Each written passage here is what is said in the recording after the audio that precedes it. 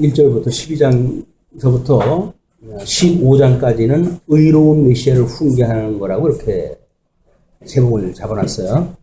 의롭게 행하게 하신다고 하는 것이 그리스도의 중보 3지를 통해서 성취되어진 주제인데, 그 중에 이제 한쪽 가로 1번이 12장이 의로우신 길을 훈계하는 내용으로 소개가 됩니다. 의로우신 길을 훈계하는 의로운 길. 그래서 여기는 12장에 가게 되면 전부 의인과 악인에 대한 이런 그 대꾸로 해가지고 소개가 되어지고 있습니다. 훈계를 좋아하는 자는 지식을 좋아하거니와 징계를 싫어하는 자는 짐승과 같으니라. 그래서 하나님의 그 훈계를 좋아하는 자는 하나님의 그 지식을 우리가 좋아해서 하나님을 아는 것을 기뻐해서 영원무궁토록 그분 찬양을 갖다 하는 일에 우리가 좋아하게 되지만, 하나님의 그 징계를 싫어하는 자는 마치 짐승과 같다. 그래서 멸망당하는 짐승이 먹거리에 급하는 이런 그 모습으로 소개가 되어집니다. 그 다음에 선인은 여호와께 은총을 받으려니와, 선인, 하나님의 선을 좋아하는 그런 선인은 여호와께 은총을 받으려니와 악을 꾀하는 자는 정죄함을 받으리라. 그래서 그 교재에다가 하나님의 그 의라고 하는 걸 소개를 해드렸어요. 하나님의 절대적인 그 이성으로서의 선악이라고 하는 개념 속에 우리가 에덴 동산에 있었을 적에는 우리가 그 에덴에서 안식을 누리고 살던 데지요. 그러니까 선인의 그런 삶이었어요. 거기에서 우리가 쫓겨났다 할지라도, 그걸 상실했다 할지라도 끝내 둘째 아담이신 예수님을 통해 가지고 회복되어질 것입니다. 그래서 우리가 은총을 끝내 받게 되겠지만 악을 꾀하는 자는 정죄함을 받는다. 그래서 상실되어진 상태 속에서 영원히 살아가게 되어지는 그런 그 악인들에 대한 문제를 우리가 볼 수가 있습니다.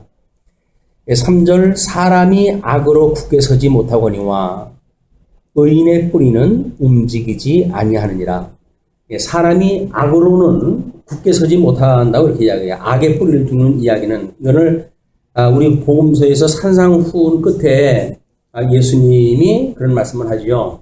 반석 위에다 집을 지은 사람은 이제 그 파도와 풍파가 일어난다 할지라도 그 집이 무너지지 않지만, 모래 위에 집을 세운 자는 그것이 다 허물어지고 만다고 이렇게 이야기를 하지 않습니까? 이거는 악으로 굳게 선다, 이 악이라고 하는 어떤 허무한 데다가 근거를 기반으로 해서 집을 짓는 거는 모래 위에다 집을 짓는 거나 똑같기 때문에 그건 무너지지만, 의인의 뿌리는 반석 위에 집을 짓게 되어지는 의인의 뿌리는 움직이지 아니한다. 이런 걸로 해서 예수 그리스도의 그 내용이 소개되어지기도 하고요. 다음에 어진 여인은 그 지압 위에 면류가 아니라 욕을 끼치는 여인은 그 지압 위에 뼈가 썩은 같게 하느니라. 결국 우리 언약자손의 개념으로 소개가 되어지겠죠. 어진 여인이라고 한다면 하나님을 경외하는 이스라엘의 백성을 이야기하고, 그래서 그 여인에게 드러나는 영광은 바로 지압 위에 면류가 되어진다. 그래서 그 하나님이 찬양을 받으시는 언약자손이 되어지지만, 욕을 끼치는 여인은 그 지압 위에 뼈가 썩음 같게 한다. 지압 위에 뼈가 썩는다는 그 이야기는 완전히 매장되어지는, 세상 사람들한테 매장되어지는 그런 걸 보여주기도 하고, 하나님 앞에 끝내 심판을 받는 그 마지막 장면을 연상하기도 합니다. 그 다음에 의인의 생각은 정직하여도 악인의 도모는 속임이니라. 그래서 하나님의 보내심을 받은 예수 그리스도의 생각은 오직 하나님의 뜻대로 행하기 때문에 정직한 생각이에요. 그러나 악인의 도모, 예수님이 오셨을 때의 그런 유대인들의 적그리스도들의 도모, 이런 것들은 전부 돈을 사랑하는 자들의 속임수였었다. 이렇게 직접 우리가 해석을 할 수가 있겠죠. 다음에 악인의 말은 사람을 엿보아 피를 흘리자 하는 것이거니와 정직한 자의 입은 사람을 구원하니라. 그래서 우리 틈을 보이는 이런 것이 늘 우리 경계의 대상인데 예수님도 늘 그걸 경계를 갖다 시켰어요. 누룩을 조심해라라고 이야기했다 했는데 왜냐면 피를 흘리자, 망하게 하자 이런 걸로 해가지고 올무를 놓고 함정을 파놓고 하기 때문에 그런 걸로부터 우리가 경계가 필요한 일이다. 그러나 정직한 자의 입, 예수 그리스도에 선포되어지는 그런 말씀으로 인해 가지고 끝내 이 구원을 갖다 받게 되어지는 모습이 소개가 되어집니다. 다음 7절을 보시게 되면 악인은 엎드러져서 소멸되거니와 의인의 집은 서 있으리라. 그래서 엎드려져 소멸되어지는 악인의 모습과 그 다음에 의인의 집, 의인에게 서져 있는 이 의인의 집. 그래서 전쟁이라든지 이런 걸로 성이 무너졌을 적에는 엎드려져 있는 악인의 모습인 거죠. 우리가 지어져가는 성전인 줄 모르냐라고 했던 우리 인간의 모습을 봤을 때도 마찬가지입니다. 우리가 하나님 앞에 어떤 그런 정죄를 받아가지고 모든 게 실패되어지고 널브러져 있는 어떤 그런 그 인간의 패배한 모습을 보는가 하면 의인의 집은 서 있으리라. 그래서 믿음으로 예수 그리스도의 그 믿음 위에 굳건히 서 있는 세상이 감당할 수 없는 믿음을 가지고 있는 성도들의 모습을 연상할 수가 있습니다. 물론 직접적으로 예수님에 대한 이야기도 하죠. 그래서 그 거짓 선지자들은, 거짓 메시아들은 다 엎드려져 소멸되어졌지만 예수 그리스도만이 온전히 집을 세워가신다. 다음 8절, 사람은 그 지혜대로 칭찬을 받으려니와 마음이 굽은 자는 멸시를 받으리라. 그래서 그 지혜 가지고 있는 것으로 예수님의 성장하면서 사람들로 받았던 그 칭찬 이런 것도 마찬가지입니다. 이 지혜가 어렸을 때로부터 그 지혜가 칭찬을 받기에 부족함이 없었죠. 그러나 아무리 그 장성한 자들도 마음이 굽은 자 이런 자들은 결국 멸시를 당하게 되어지고 구약의 역사의 모든 인물사가 다 이렇습니다. 다음 이제 그 9절로부터 14절까지 성실한 자와 불의한 일을 탐하는 자에 대한 훈계인데요. 비천이 역임을 받을지라도 비천이 우리가 역임을 받을지라도 종을 부리는 자는 근데 이 비천이 역임을 받은 가운데 있지만은 종을 부리는 정도의 신분은 유지가 되어져 있는 거예요. 그런 자에 대하여 비유하기를 스스로 높은 채 하고도 음식이 핍절한 자보다 낫다. 얘는 속이 비어있는 거는 허우대만 멀쩡하고 속이 비어있는 건 아무짝에도 쓸데가 없다는 거죠. 오히려 허영심, 비어있는 공간 속에 집을 짓는 사람들의 모습인데 속이 허했을 때 뭔가 외부적인 치장을 꿈꾸고 그러잖아요. 뭔가를 우리가 나름대로 스펙을 만들면 다른 사람한테 대우를 받지 않을까 이런 생각도 하는데 그렇지 않다. 오히려 하나님의 말씀을 가지고 우리가 세상에 다스리라 라고 하셨던 하나님의 말씀이 응해지는 자는 설사 비천이 여김을 받는다고 할지라도 오히려 그게 복인 거예요.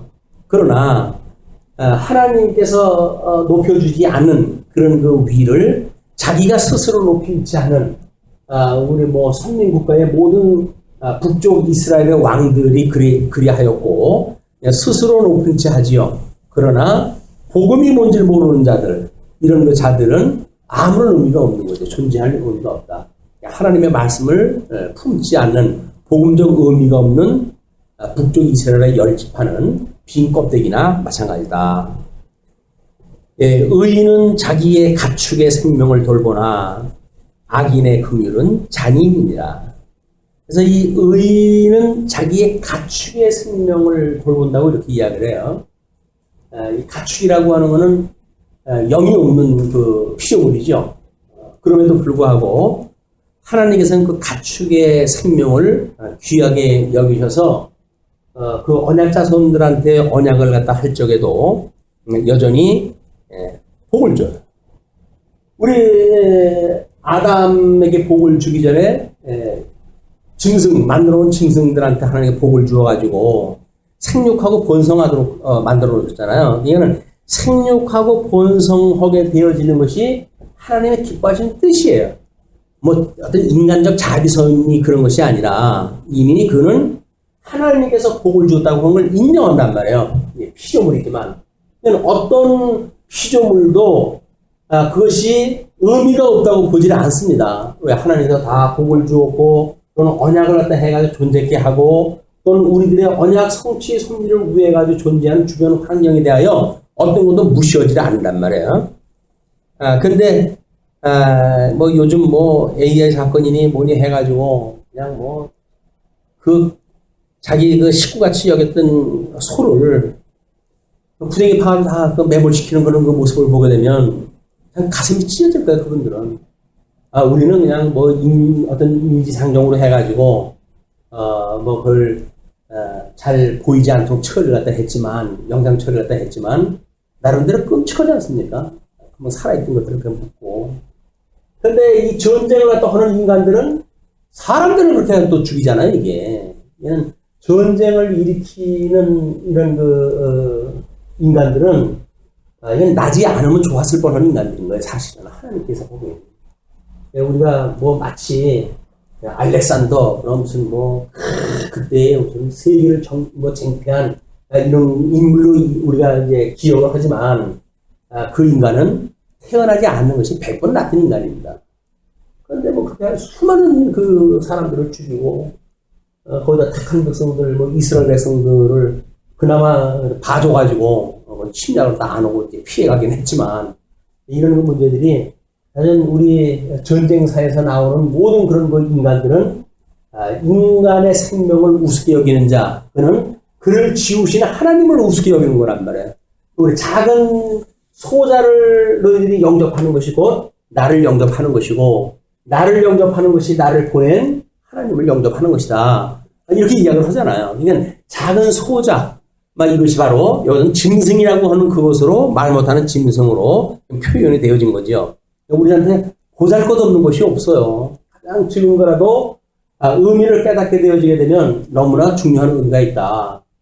그래서 우리가 뭐 그림 뭐 이런 거 감상을 할 적도 마찬가지죠. 그림 감상할 때 했을 때 이 그림은 뭐 아주 그 예술적인 가치가 있는 것 같고 저거는 발로 그려도 저렇게 그리겠다. 뭐 이런 거는 작가에 대한 얘기가 아니죠. 나름대로 작가의 무슨 정신세계를 갖다 표현을 갖다 했으니까 내가 모르는 무슨 세계를 그렸구나 뭐 이런 거로 우리가 생각을 해야지 뭐 발로 그려도 그만큼 그리겠다든지 이게 비하는 그런 그 문제는 결코 지혜자들이 할 일은 아니라고 보여집니다. 만사가 하나님께서 지으신 모든 만사 만물이 하나님께서 의미 있게 만들어 놓았다. 그러니까는 에덴 동산에서 하나님께서 아담을 지어놓고는 짐승을 끌어다 놓잖아요. 그랬다 아담이 첫 번째 하는 일이 뭡니까? 이름을 전부 붙여줘요. 의미가 부여된다는 거죠. 의미가. 이런 우리 피조물에 대한 의미를 갖는다는 이야기는 그만큼 중요하고 우리 마음에도 그냥 따뜻한 마음이 있어서 설사 망할 자라 할지라도 거기에 복음을 심고자 하는 이런 따뜻한 마음이 온유한 심정이 아닌가 예수 그리스도의 생각을 해보게 됩니다. 그러나 악인의 긍휼은 잔인이니라. 주기를 묻고 하는 사람들도 나중에 전부 정신치료 받아야 된답니다. 이게 눈에서 그게 아롱아롱 가서 잠도 못 잔대 이 사람들이. 근데 이게 참 어떻게 하면 좋을까요? 그렇다고 해서 쪽발을 갖다가 전부 통발을 만들 수도 없고 쪽발만 병이 걸리잖아요. 그게 전부 먹을 수 있는, 성경에서 먹을 수 있게 했다는 그거예요. 하나님께서 세계말적으로 왜 그런 저주를 내리시는지 모르겠어요. 사람이 먹어도 좋다 하는 짐승들에 대하여 질병으로 걸려가지고 다 죽게 만드는 일은 우리가 그동안 얼마나 그런 짐승들을 만들어내고 우리가 이렇게 공급하기 위해 가지고 먹거리를 공급한다고 하는 명분으로 해가지고 우리는 잔인한 그런 양육 방법을 써는지 몰라요. 닭 한 마리가 생존하는 그 공간이 A4 용지 하나 용지랍니다. 그리고 소 이런 것들이 존재할 수 있는 것이 뭐 열몇 장의 크기라든가 거기에 평생 그렇게 살다가 결국은 도살장으로 끌려가서 죽게 되어지는 거예요. 뭐 어떤 사람이 그랬더라고요. 고기를 안 먹을지라도 고기에 대한 예의를 좀 지켜라. 고기에 대한 예의를 지켜라. 너무 잔인한 거예요. 너무 잔인한 거.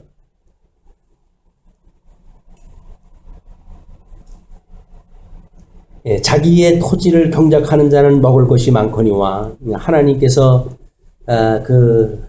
우리의 정복하라고 했던 그 땅, 번창하라고 했던 그 땅에서 경작하는 자는 먹을 것이 많거니와 방탕한 것을 따르는 자는 지혜가 없다. 그래서 그 하나님께 정해 주신 땅의 경계를 넘어서 가지고 엉뚱한 짓을 갖다 하는 자들은 지혜가 없는 것이다. 하나님께 다 길을 정해 놓으셨어요. 우리 분복도 다 정해 놓으시고, 그래서 우리가 예수 그리스도로 말미암아 이 어떤 족함을 갖다 안다고 하는 것이 얼마나 이것이 감사한지 모릅니다. 하나님의 그 족하심, 지족 예수 그리스도로 말미암아 그분 한 분이면 전 됐어요. 저는 예수님으로 구원받았다고 하는 그거 하나 문제로 모든 인생 문제가 다 해결됐어요. 라고 하는 사람만큼 행복한 사람이 어디 있겠어요? 아니 먹는 게 무슨 소용이 있고 뭐 입는 게 무슨 소용이 있겠어요? 주님으로 말미암아 영생을 얻은 것이 최고의 가치라고 믿어지는데 그게 뭐 우리는 때론 당상이고 예수 믿어가지고 구원받은 건 때론 당상이고 그리고 이 세상에 살아가는 거 다른 것도 줘요. 그 이야기 아니에요. 근데 염치가 없는 거예요. 그건 염치가 없는 거. 뭐 물에 빠진 사람 건져내니까 뭐 보따리 내놓으라고 하는 것이나 마찬가지 신고인 것 같아요. 인간이 가지고 있는 끝없는 탐욕. 예. 마음이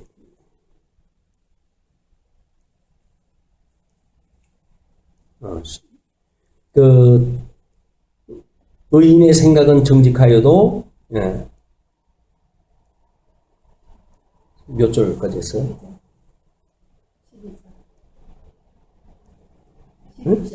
12절. 악인은 불의의 이익을 탐하나 의인은 그 뿌리로 말미암아 결실하느니라. 예, 불의의 이익을 탐하는 어떤 그 뿌리를 보존하거나 뭐 이런 거를 무시하고 열매만 이게 탐하는 이런 것이 악인의 모습이고 의인은 그 뿌리로 말미암아 결실한다. 그러니까 결국은 예수 그리스도로 말미암아 맺게 되어지는 열매, 이 의의 열매라고 했잖아요.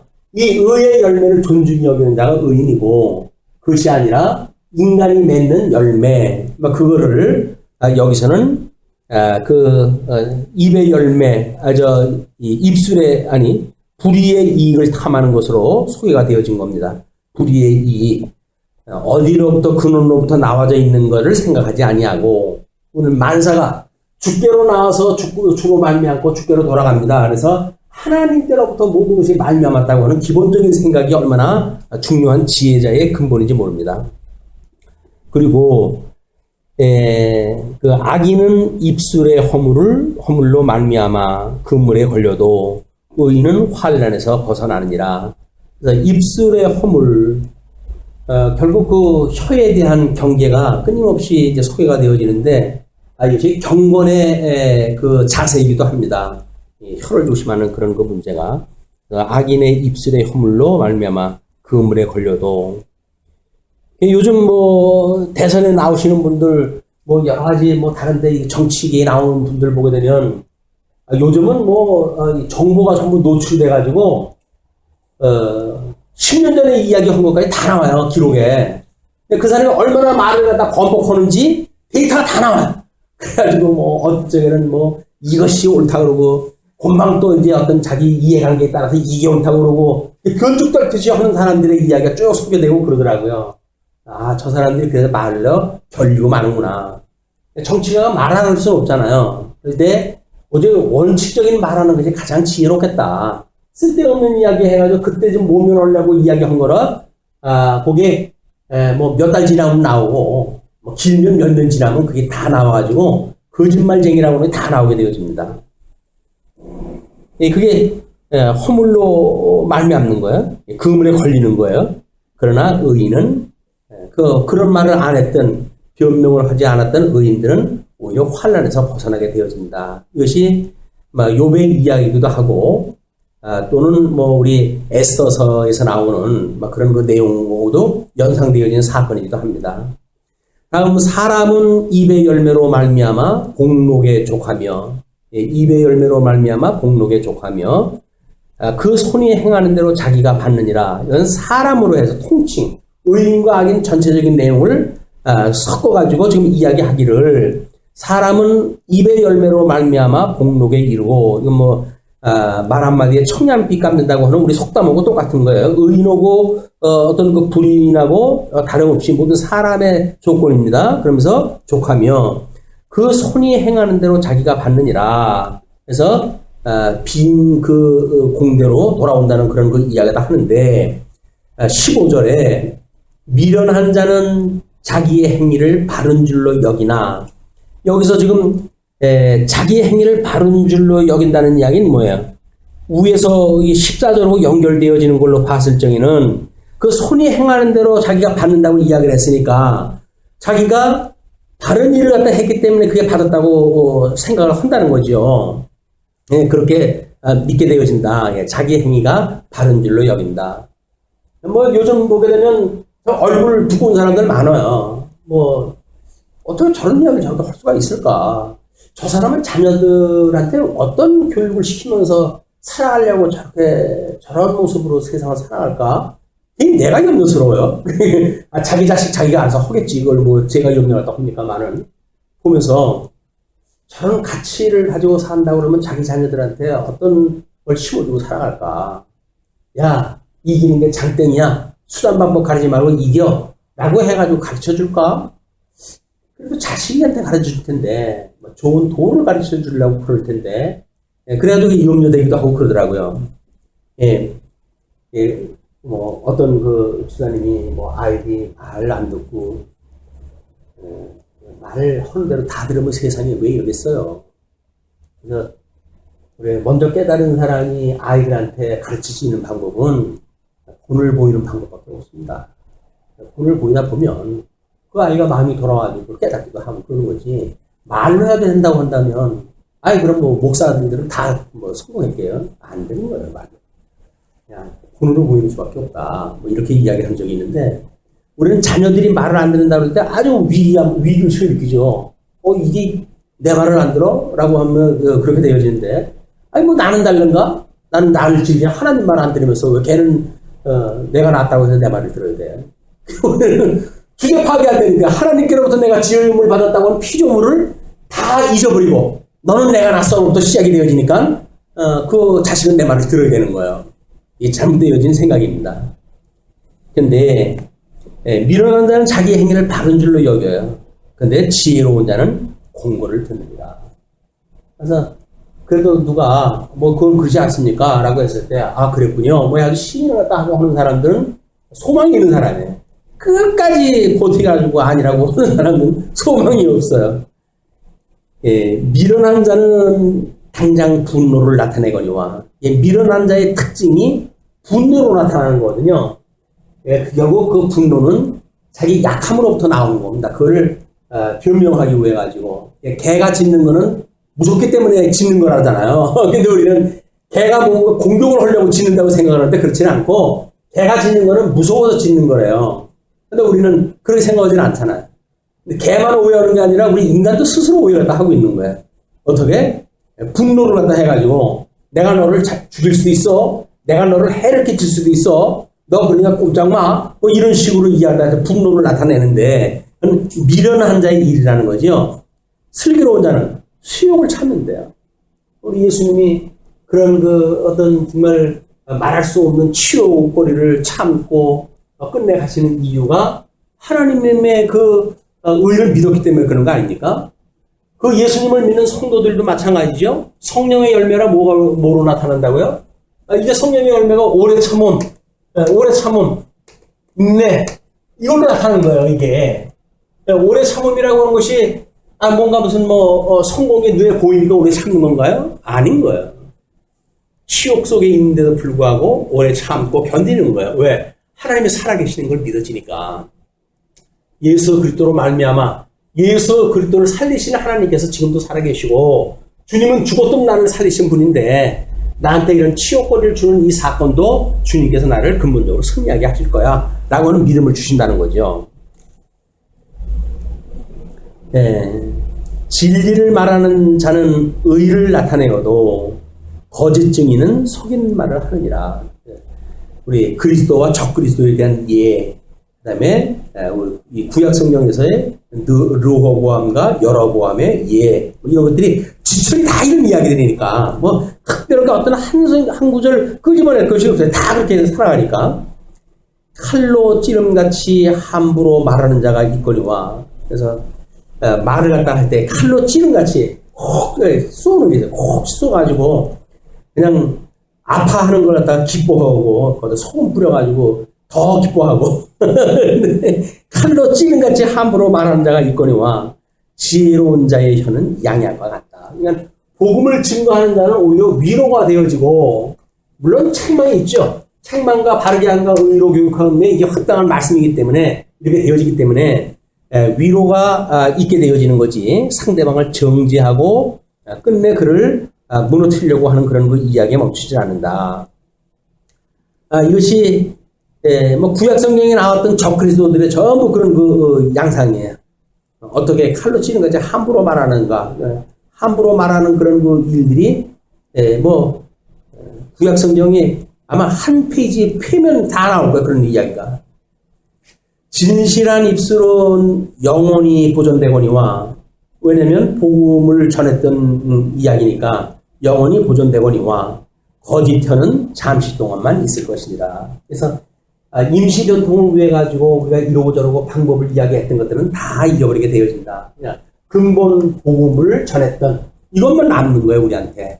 그래서 많은 이야기를 우리가 뭐 강론 중에 할지라도 결국은 예수 그리스도 십자가의 도, 이것만 우리의 심장에 남아가지고 성도가 살아가는 푯대가 되어진다. 악을 꾀하는 자의 마음에는 속임이 있고 화평을 의노는 자에게는 희락이 있느니라. 악을 꾀하는 자, 음모를 갖다 하고 하는 사람들은 같은 탁상에 앉아져 있지만 사실은 전부 마음이 달라가지고 그 이야기의 진가를 알 수가 없어요. 그래서 저 사람이 저 말을 갖다 하는데 속에 무슨 생각을 하셨을까? 이걸 수읽기라 해요. 수읽기. 화평을 의노는 자, 이 사람들한테는 희망이 있대요. 이게 진리와 함께 기뻐하는 자들의 사랑의 모습입니다. 21절, 의인에게는 어떤 재앙도 임하지 아니하려니와 악인에게는 앙화가 가득하니라. 재앙과 화가 가득하대요. 근데 의인에게는 어떤 재앙도 임하지 않는다. 물론 그 재앙은 근본적인 심판에 대한 이야기겠죠. 그건 이룰 수가 없다. 아까 뭐 그것이 아닌 거는 이제 본문에서 이야기를 했으니까 의인이라 할지라도 화가 임하고 하는 이야기가 있었기 때문에 이 재앙이라고 하는 거는 근본적인 심판에 대한 이야기입니다. 그다음에 거짓 입술은 하나님께 미움을 받아도 진실하게 행하는 자는 그의 기뻐하심을 받느니라. 그래서 거짓말, 여기서 뭐 아무리 그것이 우리 아마 사울의 그 예일지도 몰라요. 하나님 앞에 제사 드렸어요? 전쟁이 났어요? 제사를 드려야 했어요? 사무엘이 안 왔어요? 그럴 때 제사를 드려야 되는 당위가 자기가 이제 만들어진 거예요. 그러나 그것이 그렇게 했다고 해가지고 하나님 앞에 기쁨을 받았냐면 그렇지 않잖아요. 오히려 미움을 받고 왕직에서 탈락되어지는 그런 뼈아픈 사건이 되어지고 맙니다. 진실하게 행하는 자는 그의 기뻐하심을 받느니라. 다윗 같은 경우는 수없이 사울의 추격을 당하면서도 살려주고 또 피하고 살려주고 심지어 뭐 침을 질질 흘리고 미친 척 해가면서까지도 그가 살았지만 끝내 하나님의 기뻐하심을 받는 이런 모습을 보게 되어집니다. 슬기로운 자는 지식을 감추어도, 슬기로운 자는 이 지식은 복음에 대한 지식이 아니죠. 신지식에 대한 것이 아닙니다. 사사로운 이런 인간이 가지고 있는 정보 이런 것들을 감추어도 미련한 자의 마음은 미련한 것을 전파하느니라. 미련한 정보를 전파하는 것은 미련한 자가 하는 일이고, 슬기자는 세상에 그런 그 지식이 있다고 하더라도 그걸 감춘다. 부지런한 자의 손은 사람을 다스리게 되어도, 이게 장로의 덕목이라고 이렇게 이야기를 했습니다.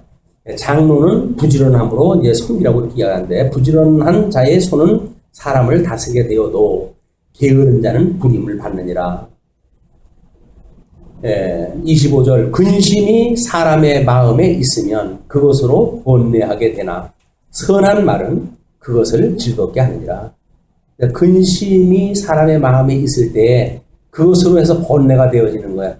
불교적인 방법을, 불교적인 그 의의를 설명할 때, 그 목사님 그렇게 이야기했어요.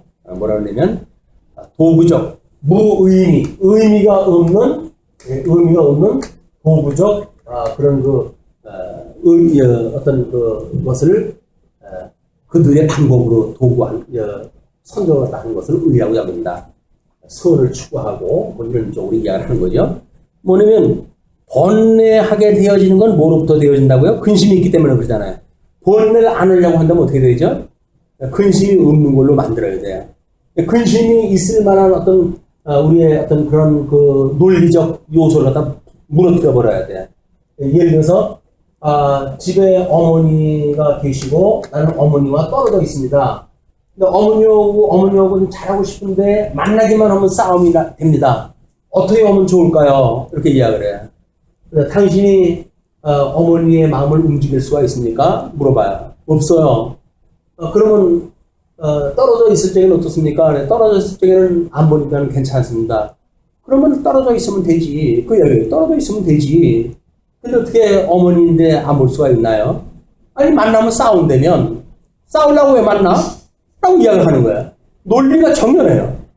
그냥 싸움이 없으려면 여기서 말하고 있는 소위 번뇌를 안 하려고 한다면 근심이 없으면 되니까 원인을 제거하면 된다는 이야기예요. 원인을 제거하게 되면 이게 불교의 무의미 도구적 수단, 이 선행입니다. 어떻게 그들이 윤리를 추구하고 의의를 추구해가는가라고 하는 문제들이거든요. 그래서 어떤 세트, 우리가 이제 이 컴퓨터라고 한 그것도 문제가 생겼을 적에는 껐다가 다시 켜는 경우가 있잖아요. 그것처럼 우리 인생도 리셋을 한번 시켜라. 끊임없이 우리가 문제가 있다. 그럼 리셋을 시켜라. 은근히 치유하고 처음부터 다시 시작을 하는 거야. 그러면 되지. 왜 그 있는 거에 대한 문제를 두고 그냥 허를 이렇게 애를 먹냐. 그런 그 이야기거든요. 불교적인 방법이 전부 그 이야기예요. 잃어버리고 관계할 수 없는 거 끊어버려. 네가 안 되는 걸 왜 그걸 두고 그래. 이렇게 이야기하다 하는데 그렇게 되면 얼마나 쉽겠어요. 그 사람들께 가능해요. 왜? 이미 출가를 한 사람들 아니에요. 아니, 가족들도 않고 사는데, 그거보다 더 어려운 게 뭐가 있겠어요. 그 사람들은 불가능하지는 않아요. 근데, 출가를 못할 정도의 이런 소시민들은 어떻게 그걸 끊어요, 인연을. 못 끊지.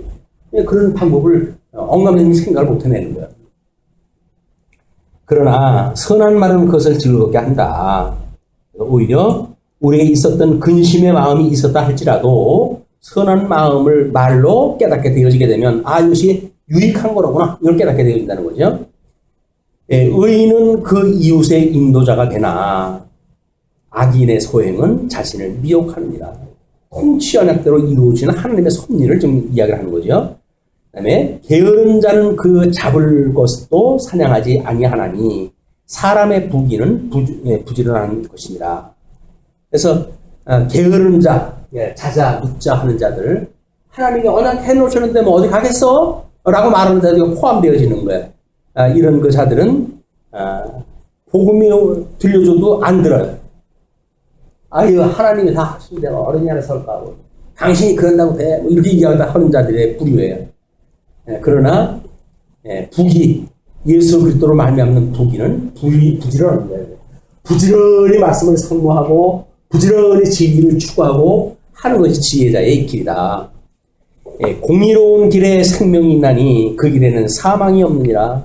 그것이 하나님의 의로만이 우리가 침략을 받고 살아간다고 하는 성경의 복음의 대명제입니다. 명제.